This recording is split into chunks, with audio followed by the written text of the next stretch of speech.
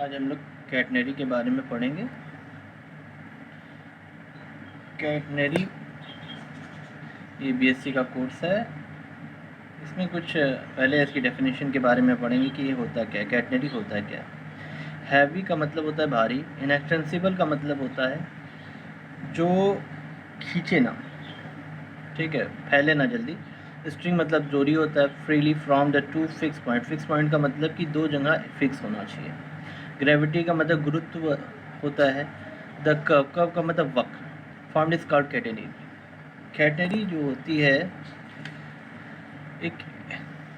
एक ऐसा कर्व होता है जब हम किसी रस्सी को दो फिक्स पॉइंट पर बांधते हैं तो ग्रेविटी की वजह से जो कर्व बनता है उसको कैटेनरी कहते हैं।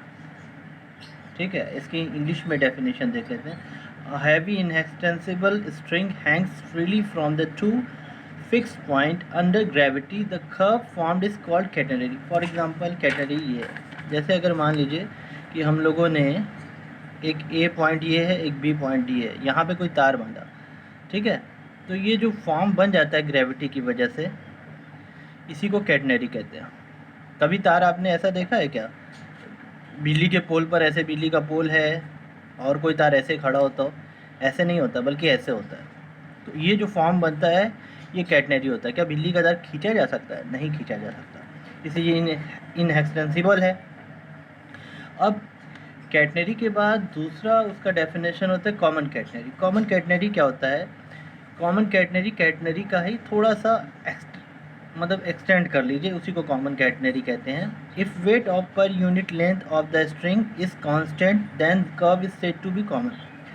कॉमन कैटेनरी की आप तो डेफिनेशन समझ गए कि एक दो फिक्स पॉइंट होगा, एक तार होगा जो लटका होगा, ग्रेविटी की वजह से उसका जो कर्व होगा उसी को कैटेनरी कहेंगे। अब हमें कॉमन कैटेनरी की बात करना है। कॉमन कैटेनरी में कहते हैं, जैसे मान लीजिए क्या होता है, इसमें लिखा हुआ है इफ़ वेट ऑफ द पर unit length of the string is constant. अगर ये वाली डेफिनेशन जो wait of per unit length of the string is constant हो जाएगा तो उस कर्व को हम लोग कॉमन कैटेनरी कह देंगे।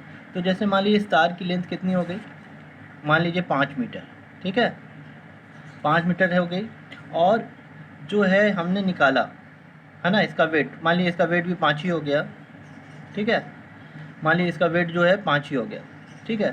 तो wait of per unit length, तो अगर हम लोग 5/5 करें तो इसका कितना हो जाएगा, 1 वेट मीटर। इसका ये मतलब हुआ, जैसे इसका मतलब यही हुआ कि अगर हम लोग ये 5 मीटर तार है और यहाँ से यहाँ तक नापे, मान लीजिए 5 मीटर को 5 हिस्से में बांट लें, 1 मीटर 1 मीटर 1 मीटर, ठीक है, 1 2 3 4, मान लीजिए 5 मीटर मान लें।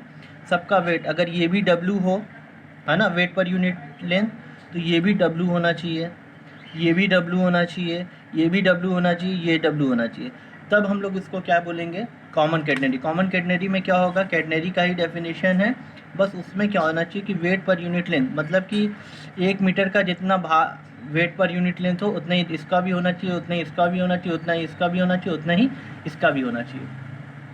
हम लोग इसी तरीके से कॉमन कैटेनरी के डेफिनेशन आप लोगों को समझ गए। इसी तरीके से हम लोग आगे भी कॉमन कैटेनरी के सारे फॉर्म को करेंगे और सारे क्वेश्चन को करेंगे। तो कॉमन कैटेनरी पूरा करने के बाद ही हम कोई दूसरा टॉपिक को छुएंगे, ठीक है। Okay guys.